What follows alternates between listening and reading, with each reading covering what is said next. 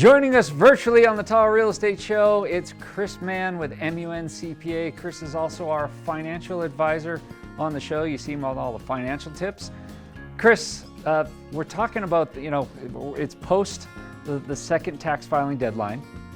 We're talking about some tax planning. Do you have any tips that we should invite people to start preparing for as we head towards the end of 2022 and start of 2023? Yeah, thanks for having me on, Pete. We're in the middle of the tax planning season right now. The deadlines are all over, and now we're looking at doing, planning for 22 to see where people are at so that they don't have surprises come March and April. Every year we get at least 2 or 3 people come to us in the middle of the end of March, even early April, that got a surprise from getting their taxes done somewhere else. And that's because they didn't get any planning done this time of the year. And so the big thing is do the planning, sit down with your tax advisor and go over what you've got going on, especially if you've got a business, because you might be way up this year, you might be way down, you might be the same.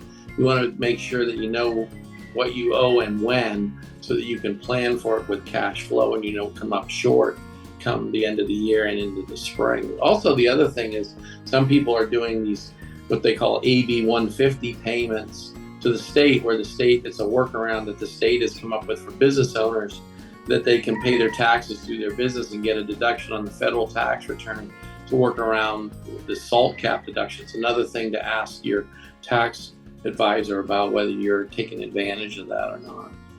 So Chris, you had some really great advice for small business owners, during the COVID era and some of the money that was out there. Are there any small businesses out there that maybe go, God, I might have missed this? Do they have any options? Well, yeah, the biggest thing that's still out there is the employee retention credits. Those are still out there. I mean, you can still, if you have a business that was partially shut down or fully shut down or had some issues because of COVID that caused your business to have trouble, or your income was down by certain amounts. In 2020, it had to be down by 50% versus 2019. 2021, it only had to be down by, I think, 25%. So you have to check with your advisor and see if you maybe qualify for these things. But these credits, we're still doing them for people, and they're lucrative. I mean, they're, a lot of times 5 and 6 figures, sometimes even 7-figure credits coming back, depending on how many employees you have. If you have a lot of employees, it's a pretty significant credit. But that's about the only thing that's out there right now, COVID related, that's still there. And you've got to amend the payroll tax returns to claim these credits. And I believe that the first ones will start to expire next June of 23, where if you don't do it by then, you'll lose out on some of them for 2020. But you still got plenty of time to get these things filed and claim these credits. What's the best way for people to get in touch with you? Is it via email or stopping by one of the local offices? Yeah, just either email or give us the call.